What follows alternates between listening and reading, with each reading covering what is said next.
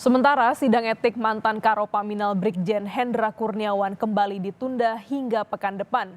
Kadif Humas Polri Irjen Dedi Prasetyo menyebut sidang terpaksa ditunda karena saksi kunci AKBP Arif Rahman Arifin dalam kondisi sakit. Ia pun membantah jika penundaan sidang etik Brigjen Hendra Kurniawan adalah upaya mengulur-ngulur waktu.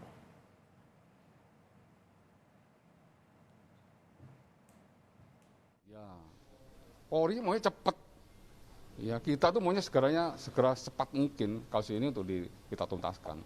Tapi kendala-kendala non teknis seperti sakit, ya kan tidak mungkin untuk dipaksakan. Ya nggak mungkin dia dihadirkan dalam kondisi sakit. Sama itu hak dari semua tersangka, semua terdakwa ketika akan dihadirkan dalam suatu persidangan, kemudian dalam pemeriksaan pasti akan ditanyakan oleh hakimnya. Apakah Anda dalam kondisi sehat jasmani maupun sehat rohani.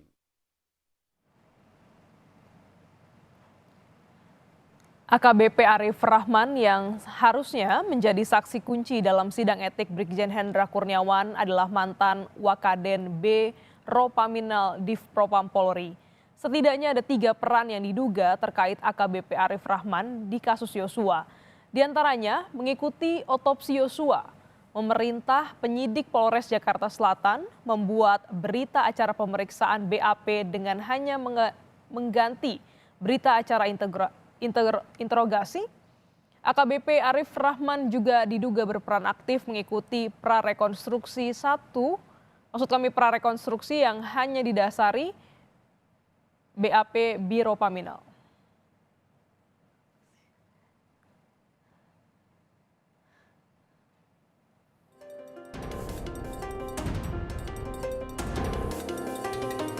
Gelar pelaksanaan sidangnya minggu depan ya karena itu salah satu saksi kuncinya AKBP AR masih dalam kondisi sakit. Sidang Komisi Kode Etik Polri terhadap mantan Karopaminal Brigjen Hendra Kurniawan kembali ditunda pekan depan. Kadif Humas Polri Irjen Dedi Prasetyo menyatakan alasan penundaan kali ini karena salah satu saksi kuncinya yaitu AKBP Arif Rahman Arifin sedang sakit. Ini kali ketiganya sidang etik Brigjen Hendra Kurniawan ditunda. Penundaan pertama terjadi pada 7 September 2022, kemudian dijadwalkan ulang pada 13 September 2022.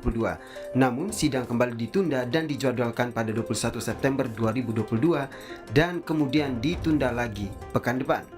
Kompolnas menilai alasan penundaan sidang etik ini masih masuk akal karena penuntut berwenang memanggil saksi dan jika tidak bisa hadir, penuntut berhak menunda sidang.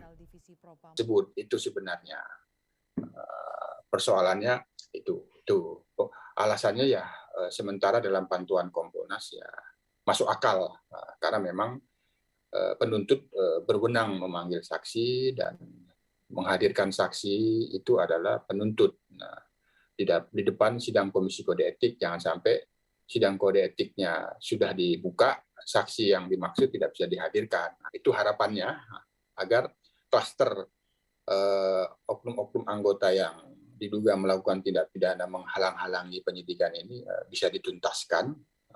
Tidak hanya perannya dalam kasus obstruction of justice, sosok mantan Karopaminal Brigjen Hendra Kurniawan juga disorot terkait dengan dugaan penggunaan jet pribadi saat bertemu dengan keluarga Yosua di Jambi seperti yang dilontarkan oleh IPW.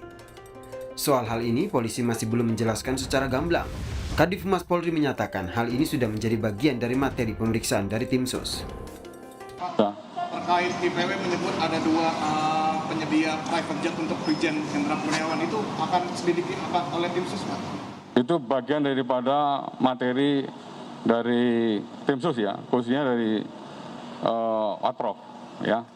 Tidak hanya itu, Brigjen Hendra Kurniawan juga sempat jadi sorotan saat sang istri mengunggah surat dari Ferdi Sambo untuk Hendra Kurniawan. Dalam surat tersebut, Ferdi Sambo menulis berkaitan dengan kegiatan pengecekan dan pengamanan CCTV di pos Satpam yang diduga dilakukan oleh Hendra Kurniawan adalah benar perintah dari Ferdi Sambo selaku atasan. Brigjen Hendra Kurniawan terancam hukuman pemberhentian dengan tidak hormat seperti mantan atasannya Irjen Ferdi Sambo. Kesalahannya tentu yaitu menghalangi penyidikan kasus pembunuhan Brigadir Yosua Huta Barat yang masuk dalam golongan kesalahan berat. Tim Liputan Kompas TV.